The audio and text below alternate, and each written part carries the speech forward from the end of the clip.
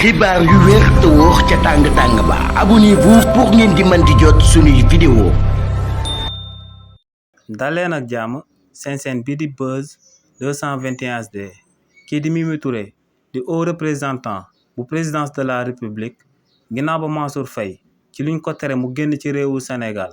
yëkkate ay kàddu daal di wax que ne dina daal di ànd ak benn huissier mu daal di koy defal benn constat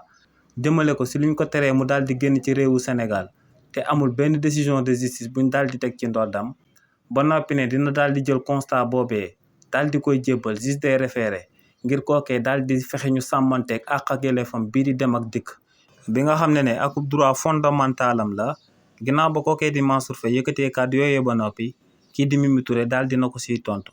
kii di Mimi Touré ne kookee di Mansour Faye moom ci wàllu boppam xam na que ne kàddu yooyee mu yëkkati xaajul bay dëppoog lu am te manipulation moom moo ko daal di tax a jóg ne buñ sukkandikoo ci article 31 bu code bu procédure pénale foofee dañoo daal di wax que ne ci réewu Sénégal bu fekkee ne procureur de la daal di soxla ngir ñu daal di ibbi ay enquête jëmale ko si sa jëmm si li ni mel dañ lay tere nga daal di génn réewu Sénégal waaye ne buñ sukkandikoo ci article 31 boobee tamit bu code bu procédure pénale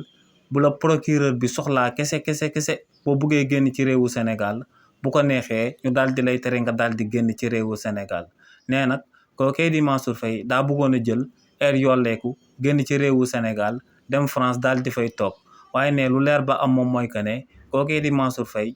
1000 milliards yi nga xam ne dañ ko fee dénkoon te muy fonds Covid 19 yi mu jëloon ko moom ak ay complice am daal di koy lekk ne ko tungaañ ne xaalis boobee faaw Mansour Faye daal di génn daal di leeral Sénégalais yi fan la daal di jaar ndax ne ci période boobee di période coronavirus ay Sénégalais ñoo ngi doon dee ndax ñàkk oxygène te kookee di Mansour Faye moo ngi doon fexe nu mu daan jëlee alal bi nga xam ne Sénégalais yëpp ñoom ñoo ko daal di bokk donc ne xaalis boobee kut ko kut Mansour Faye da ko war a daal di leeral ba mu leer nañ ci bëtu Sénégalais yëpp.